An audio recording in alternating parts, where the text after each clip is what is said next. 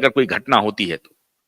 लेकिन मैं ये कह रहा हूं कि प्रशासन चुस्त दुरुस्त है और आज कोई कुंभ के इस प्रिपरेशन को लुक डाउन नहीं कर रहा है।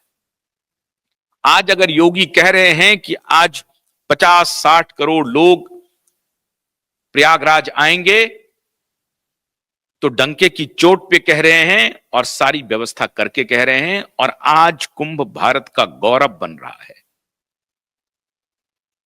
अयोध्या का बनाया, ठीक है, राजनीतिक रूप से अयोध्या में हार हुई, वो अलग विषय है, लेकिन योगी आदित्यनाथ भारत के दूसरे, अगर मैं कहूं दूसरे मेल अहिल्याबाई होलकर हैं तो अतिशयोक्ति नहीं होगी। योगी उस रास्ते पर चल पड़े, योगी पीछे नहीं हट रहे हैं। योगी की स्पष्टवादिता, योगी का बेबाकपन यह साबित कर रहा है कि भारत एक दूसरे रेनेसां के दौर में पहुंच गया है। एक दूसरा नवजागरण काल आ गया है भारत का, और वो नवजागरण है सनातन का नवजागरण। और ये हजारों वर्षों के बाद ये कालखंड आया है। और इसलिए जब जब भी आप देखें, लोग कहते हैं कि वो तो सन्यासी हैं, वो राजा बने हुए हैं। अरे राजा आप बना रहे हैं, वो मुख्यमंत्री हैं, चुने हुए प्रतिनिधि हैं वो। लेकिन सन्यासी प्रवृत्ति का व्यक्ति अगर उस जगह मौजूद है तो शासन और प्रशासन कैसा व्यवहार कर सकता है, इसका उदाहरण योगी पेश कर रहे हैं। और मैं समझता हूं कि संघ को आज नहीं तो कल योगी के साथ आना ही पड़ेगा। हैं, योगी के साथ ही खड़े हैं संघ। लेकिन अगर कुछ लोग योगी के इस बेबाकपन से, योगी की स्पष्टवादिता से ईर्ष्या कर रहे हैं और इस तरह की बयानबाजी कर रहे हैं, तो वो चलने वाला नहीं है, वो खुद यू टर्न कर रहे हैं। योगी तो अपने लिए यू टर्न चुना ही नहीं है। योगी अपने साथ आगे बढ़ रहे हैं और सनातन के ध्वज को योगी ने एक प्रकार से थाम दिया है। संभल की खुदाई अभी और कहानी बयां करने वाली है। और आप देखेंगे कि मथुरा में भी जब सर्वे होगा तो बहुत सारी सच्चाइयां, ये हड़बड़ाहट क्यों है, ये हड़बड़ाहट क्यों है? क्योंकि गंदगी को अंडर द कारपेट डालने की जो चलन शुरू हुई थी, उसको एक्सपोज कर दिया योगी ने। योगी ने कह दिया कि नहीं नहीं, जहां जहां भी अदालत आदेश करेगी हम वहां सर्वे कराएंगे और प्रशासनिक तैयारी हमारी तरफ से पूरी रहेगी। आपने देखा संभल में किस प्रकार से फ्लैग मार्च हुआ, पुलिस महकमों का, होमगार्ड का, पुलिस का। और योगी ने कहा आवश्यकता पड़ेगी तो हम सैनिक टुकड़ी भी उतार देंगे। तो ये जो डरने डराने का जो खेल चल रहा था इतने वर्षों से, अब उस पर विराम लग गया है। और विराम तभी लगेगा जब आपके पास एक डिसिसिव लीडरशिप हो। योगी एक डिसिसिव लीडरशिप को सामने रख रहे हैं, स्पष्टता के साथ संदेश दे रहे हैं कि हम उन सारी गलतियों को ठीक करेंगे जो हमारी पहचान से जुड़ी हुई है, जो हमारी आस्था से जुड़ी हुई है, जो सनातन के भाग्य से जुड़ा हुआ है।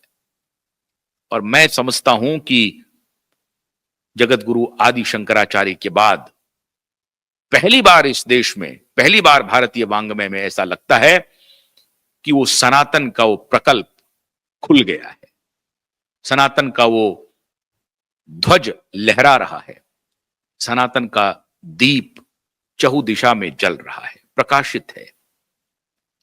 और इस अग्नि को बुझाने की जो कोई भी चेष्टा करेगा वो जल जाएगा। और ये बात मैंने आपको उदाहरण दिया ट्रंप और कनाडा का, ये पूरी दुनिया में चल रहा है। पूरी दुनिया के लोग अब अपनी पहचान को तलाश रहे हैं, ढूंढ रहे हैं। क्योंकि ये जो पिछले 100-200 वर्षों का जो कालखंड बीता है, उसमें जिस प्रकार से दुनिया के माफियाओं ने अलग अलग गलत नैरेटिव तैयार किया है, इतिहास के साथ छेड़छाड़ किया है, विज्ञान के साथ भी छेड़छाड़, विज्ञान ने काफी विकास भी किया है लेकिन बहुत सारी चीजों में छेड़छाड़ भी किया है।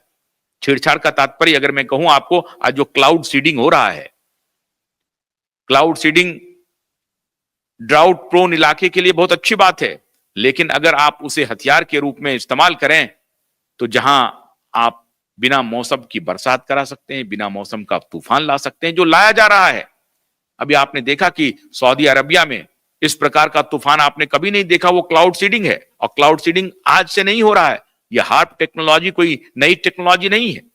तो विज्ञान ने विकास भी किया है और विज्ञान ने अपना विध्वंस भी किया है, और इसी विध्वंस और इसी विकास, इसकी जानकारी के लिए आपको गीता के शरण में जाना पड़ेगा, आपको महाभारत के शरण में जाना पड़ेगा। आपको धर्म, मैं ये नहीं कह रहा हूं कि आप बाइबल ना पढ़ें, आप कुरान ना पढ़ें, जरूर पढ़ें, लेकिन जितनी मजबूती से गीता आपको आपका मार्ग प्रशस्त करेगा, शायद दूसरे धर्म ग्रंथ को करने में उतनी सहूलियत ना हो भी सकता है, सबके मानने की बात है। लेकिन अभी तक का जो दृष्टांत रहा है, दूसरे धर्म ग्रंथ को मानने वाले लोग हत्या, खून, इसमें जो उनका जो इतिहास रहा है वो बहुत रक्त रंजित रहा है। उस इतिहास को भी आपको देखना पड़ेगा। हाल के दिनों में, प्राचीन जमाने में भी आप कह सकते हैं कि भाई राम रावण का भी युद्ध हुआ था, महाभारत का युद्ध हुआ था, वो भी रक्त रंजित था, लेकिन वो लड़ाई सत्य और असत्य की थी, धर्म और अधर्म की थी। बाकी जगह जो लड़ाई थी वो सत्य असत्य की नहीं थी। वहां भी लड़ाइयां हुई हैं, ये मैं नहीं कह रहा हूं, लेकिन क्रूसेड का आप ले लीजिए, आप जेनोसाइड देख लीजिए, जर्मनी का जेनोसाइड देख लीजिए, ऐसी बहुत सारी घटनाएं हैं जो लहूलुहान घटनाएं हैं। लेकिन सनातन के शरण में अगर आप आएंगे तो शांति, परमानंद, शांति में ही परमानंद है, इसकी विवेचना सनातन करता है। और उस मार्ग पर अगर योगी भारतीय जनमानस को लेकर आगे बढ़ रहे हैं, मैं समझता हूं कि संघ को आज नहीं तो कल, देर से ही सही, संघ को योगी के पीछे खड़ा होना ही पड़ेगा। योगी उस मार्ग पर भारत को ले जाना चाहते हैं। मैं उम्मीद करता हूं कि संघ अपनी गलती को, अगर संघ को लगता है कि नहीं उन्होंने कोई गलती नहीं की, संघ प्रमुख की बात को में कोई गलती नहीं है, तो संघ तो योगी के साथ है ही। लेकिन मैं समझता हूं कि संघ को देर सवेर योगी के साथ आना ही पड़ेगा। नमस्कार।